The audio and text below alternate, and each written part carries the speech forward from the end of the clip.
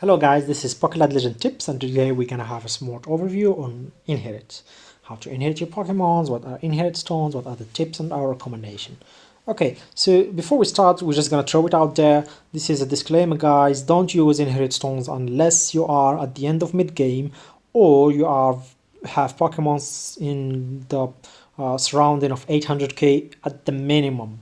So let's say 1 million is preferable, so 800k in power is the minimum that you should actually inherit, because that's the only time it's actually worth it, because inherit stones is really hard to get. You can only get inherit stones through cross XVS, and you have to be 5,000 or below to be able to do that, which is pretty hard. And you only after that you get each type of the of inherit stone. You get it after a ranking, of course. You can check that in the cross XVS, or you can get it in Champions League after you win 60 wins in a week. But the drop is really low, so sometimes you get it, sometimes not, usually not. Or this is the easiest way in consume and recharge. If you consume a lot and recharge a lot in some events, then you can get inherit stones, but it really costs a lot. So we really recommend that you don't use it unless you really have to. Okay, so right now let's go through what inherit stones do. So this is the interface. You can find it in the bottom bar. It's called inherit. So when you go in, you can add two Pokemons. So you can add a weak Pokemon and a strong here and a strong Pokemon here. So now what we want to do is that we want to take the power of our Mimikyu and give it to our Caterpie. That's the goal, okay? So of course you should not use Caterpie, you should use some other strong Pokemon that you want in your team, but this is just for explaining purposes.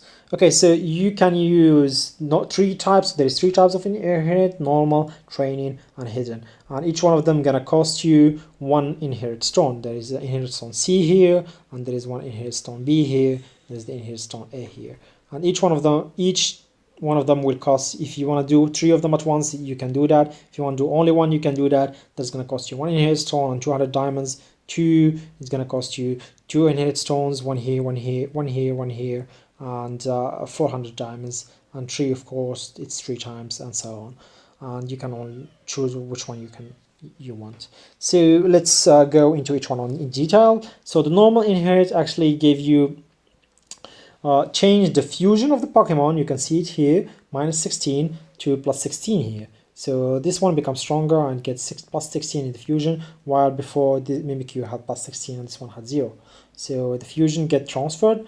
The level as well get transferred. You can see that here it's 1 and now here it's 47, and before this was 47 and here was 1, so it gets switched. The friendship as well get transferred using the normal inherit. This is the normal inherit, and you only use the inherit stone C, which is the easiest to get. Okay, you can get it when you reach under 5,000 really easy in the cross XPS. Of course, if you can reach, it's not that simple. Okay, so this is the normal inherit. And to note, guys, that if, for example, you want to inherit, I don't know, let's say, okay, here is my Coco, he's 75 in level, and I'm building him right now, so he has some friendship. So right now you can see that here it's 72, right? And it was 72, and right now it's 72, but you only gained 43 in friendship, which means you lost everything that you had so far in Coco.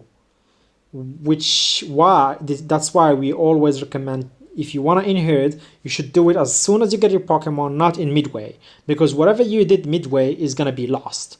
So it's not a good idea to inherit midway. Okay, so let's go back to our Caterpie here, to the god. And yeah, training inherit right now. Training inherit, you basically you transfer your IVs and your breakthrough. So the strongest Pokemon get resetted, and the weakest Pokemon takes all the IVs and all the breakthrough that you did and all the strike cards that you did in the old Pokemon. So that's pretty much it. You use Inherit Stone B, and again, like the first one, if we go here and take, let's say, Celebi, which my Celebi is actually, I broke through everything except P attack. But now if I use Inherit Stone, which is in training mode, then I'm gonna lose everything. And I'm only gonna gain the breakthrough that are in Mimikyu.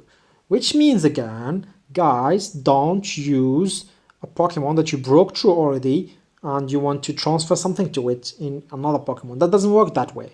You should use it only to give the strongest Pokemon everything that the weakest Pokemon has. That's it.